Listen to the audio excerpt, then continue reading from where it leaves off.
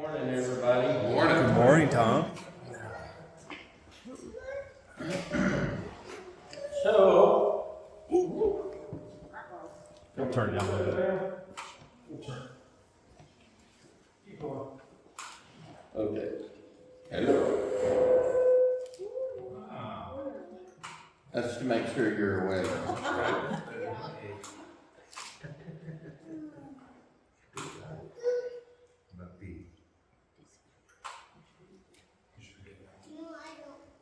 How's it sound now? Hello. We can hear you. Great are you, Lord. Great are you, Lord. It's copyrighted, so. I don't think any worship music is like, you can't do that. I think worship music is like, you worship God, you should all be free to sing. Yeah, that's funny. That one be free? Nope. What do you think this is, America? Well, we're fixing to enter the 7th month, biblically, the 7th month. I know people are going, no. It's the 10th month. But that's, when I say we're fixing to enter into the 7th month, that's from a biblical standpoint. And it's hard to grasp because we're not used to seeing things like the calendar in any other way but the Gregorian calendar that we have. And it hadn't always been that way, especially it wasn't that way when Yeshua was walking the earth, right? But what we do is we take how we know it now and we retro that back. So if it's this way today, it's always been this way. Well, that's not true, and we know that by a couple of different things. One is, the garden, and when Adam and Eve came out of the garden, people say that's 6,000 years old, and when they say in Genesis chapter 1, when this happened on day 1 and this happened on day 2 and day 3, and that's a 24-hour period because that's the way they know it to be now, right? Because a day is 24 hours, and it changes at midnight. Well, biblically, that's not the way Father counts or follows his rhythm. It's his calendar. And I tell people, why would the King of the universe depend on man to work his calendar?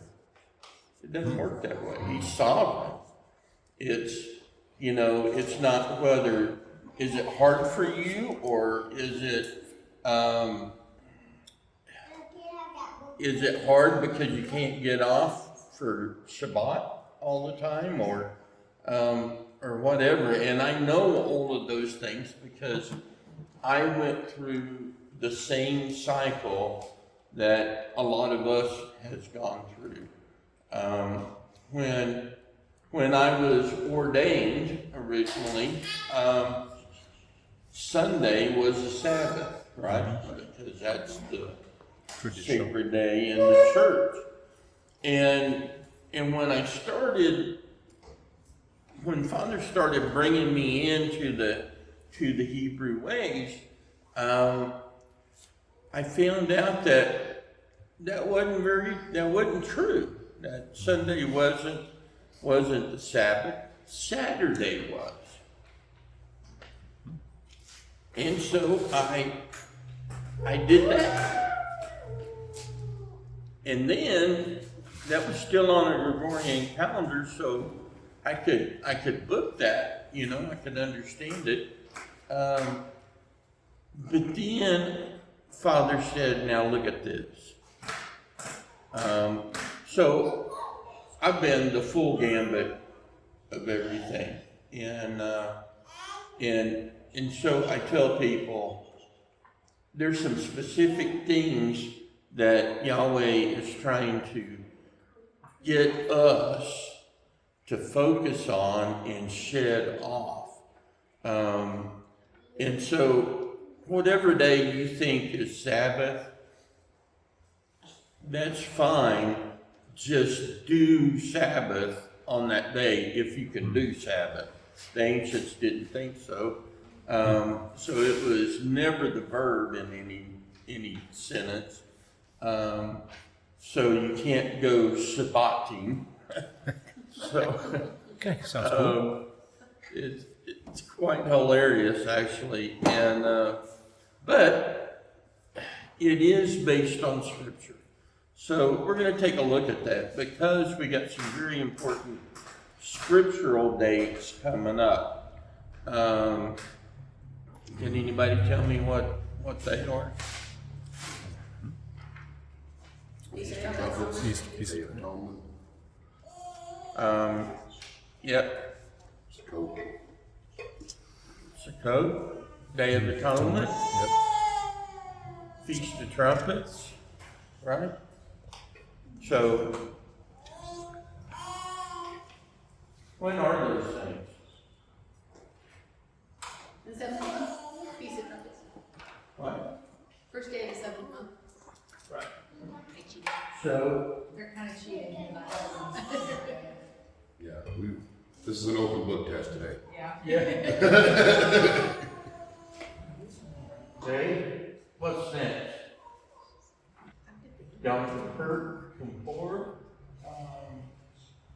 Some people call it Yom Kippurim, but it's only one day, so it's really not Eid. That's on the 10th day. 7th month. And Sukkot. That's on the 15th day.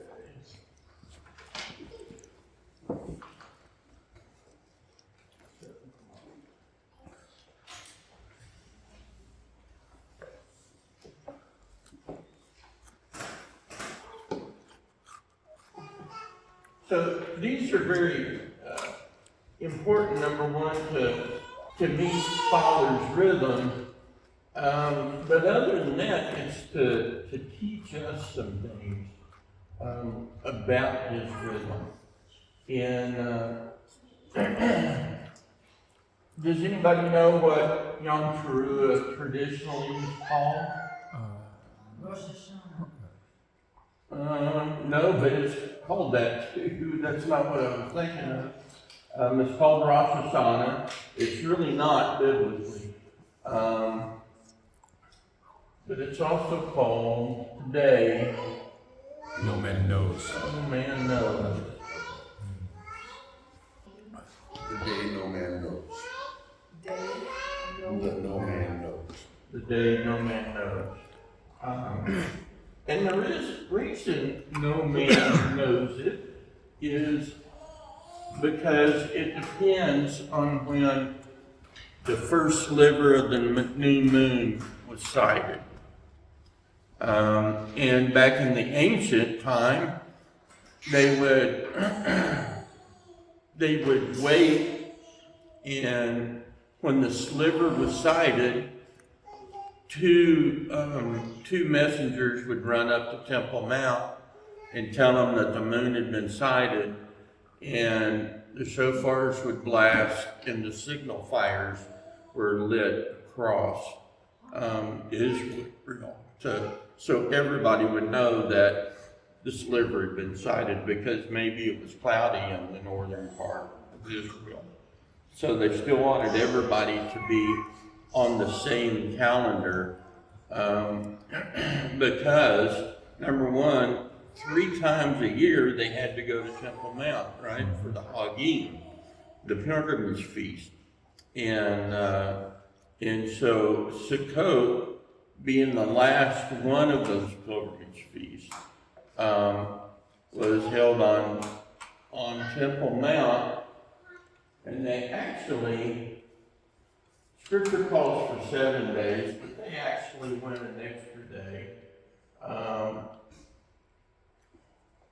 So it turned into 8 days where people that only saw each other at the Hagim could come and be together and fellowship together. And when you do that, you start to bring, strengthen the ties that are there, you know. You never see anybody, you know they exist, but you never see them. It's hard to have a good relationship. So 3 times a year they go down to Temple Mount, they would fellowship and recharge their relationships with one another and with Yahweh. And so that's so important. He chopped up the year into 3 Hagims. And so the first one, Passover, Matzot. The second one is in the beginning of the summer. It's called Shavuot, right? Pentecost, and then we have Sukkot, the 3 oak feasts. So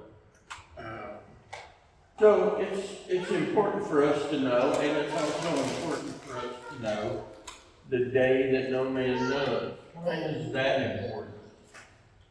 So that's when the Messiah is supposed to come back. They don't have those. When they asked him, when are you coming back? Because he was talking about coming back. He said, well, when are you coming back? He said, on the day that no man knows.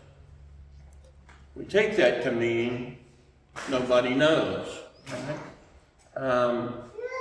That's not what it means 2,000 years later, or 2,000 years before. It meant the first day of the 7th month, Yom Teruah. So he actually told them when he was coming back.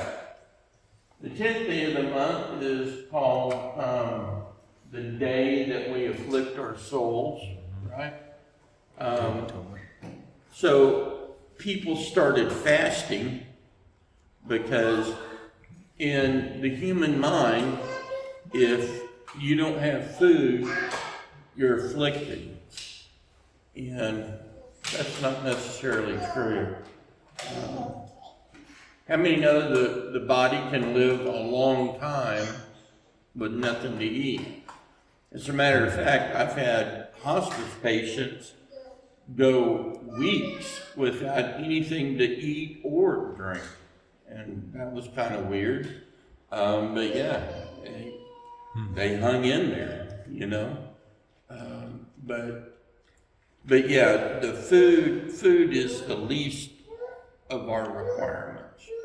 So not eating isn't really afflicting our souls. And today we know this medically, but back then they didn't. So then comes the code. And if you look at it, this is the announcement. This is when the invitations to the wedding feast went out, and this was the wedding day, the wedding feast. And so we can see Yeshua all through that. So anyway, we'll at least get started with this. Let's go to number Leviticus 23. You want to read that to us?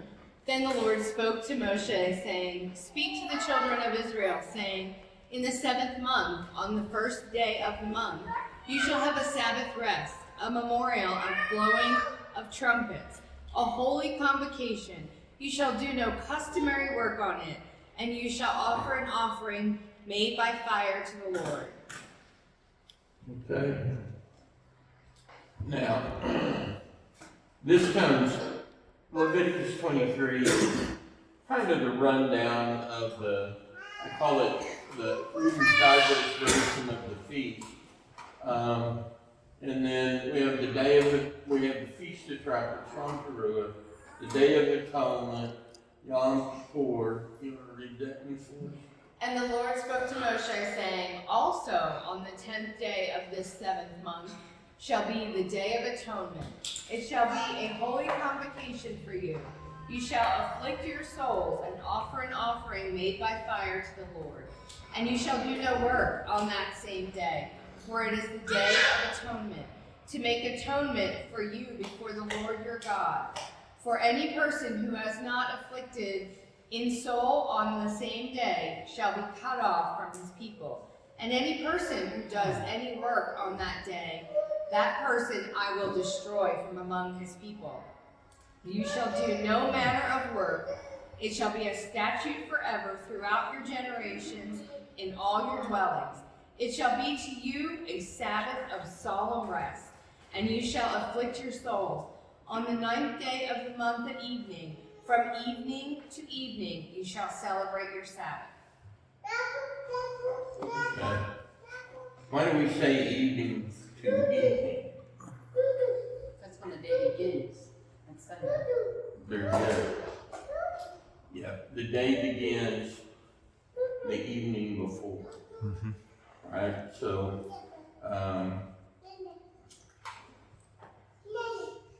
so the 10th day would actually start the evening of the 9th day. The 9th day would end and go into the 10th day at evening time. So I just want to take a look at this because we've got some dates coming up, and it looks like I'm not going to be here. So let's just see how this plays out. Priscilla won that argument. She said the walk to Emmaus is going to be during Yom Teruah, and I said, oh no, it's not. She wins. Yeah, she wins. I know. You win. You got it. Yeah, she generally over trumps. I've drawn this calendar, I don't know, probably close to 500 times. And when I saw this, it's just like everything else with fathers. When you see it, you can never not see it again. Okay, we see the first sliver. Starts day 1. That's the beginning, right in the evening. Yep. And then that would be 1. 1 would actually be here.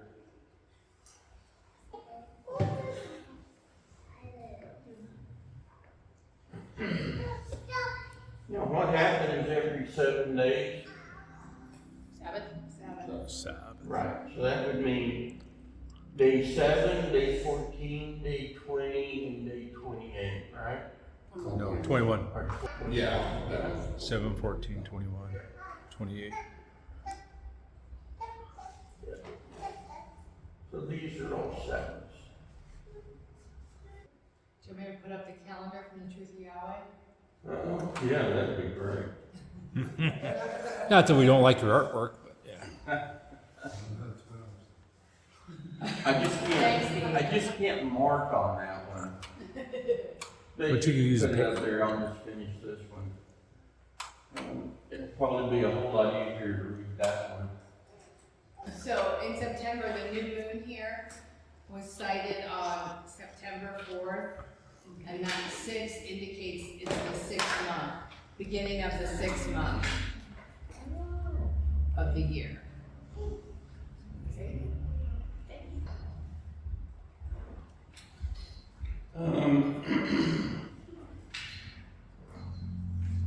So man names things. Yahweh numbers things. there, and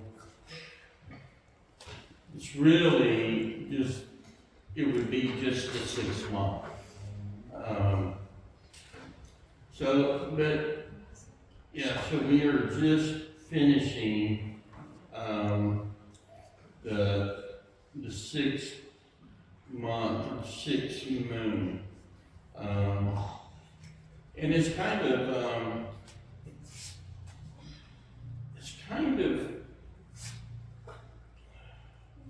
confusing. I think it confuses people because it gives both the Gregorian date and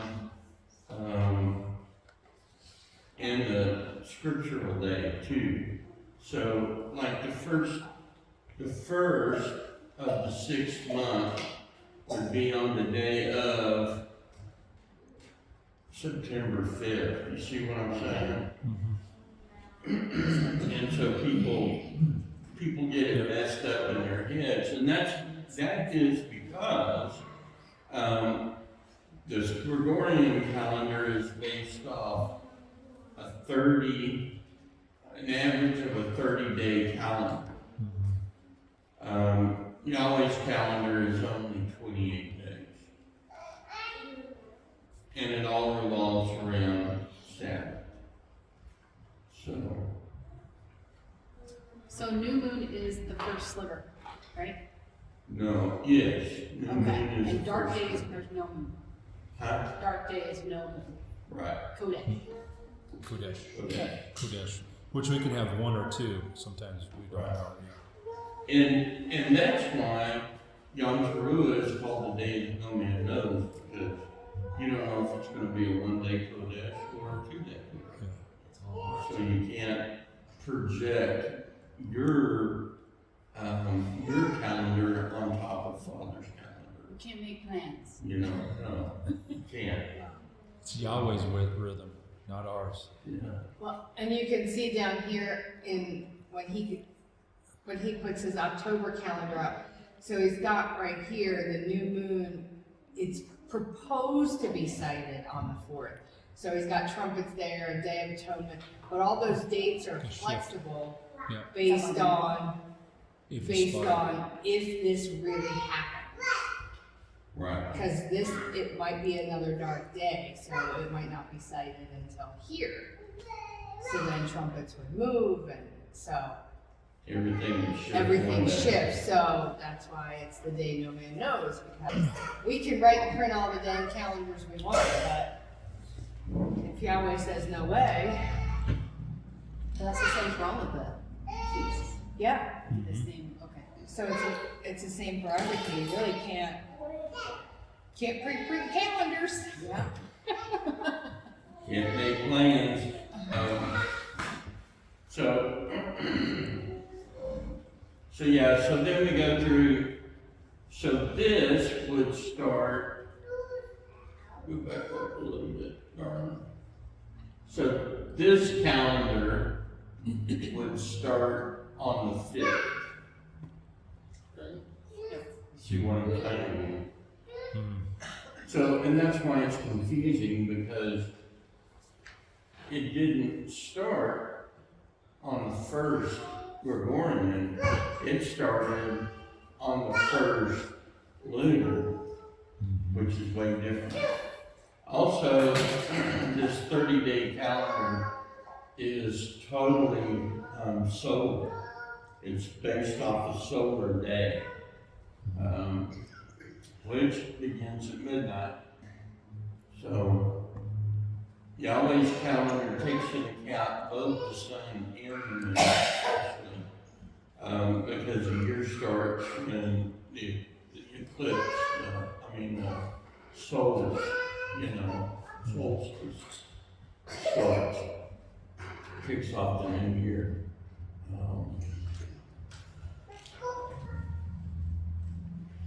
So that means this would be a Rev 1, a Rev 2, a Rev 3, and then we jump down here, a Rev 4, and if it's only It's only gonna be on one day, we'll start counting here. And then everything shifts again. So depending on the site, each truck will either be Saturday the 5th or Sunday the 6th. Right.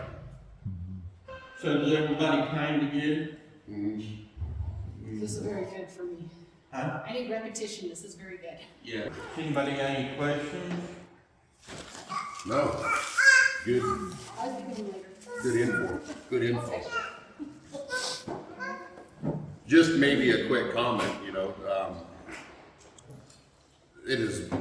it totally blows organized church's mind when we start talking about, no, he did tell us when he's coming back. It's on the day that nobody knows. Yeah. He didn't tell us what year. Could be this year, could be next year, we could be totally messed up and it could be 2000 or something.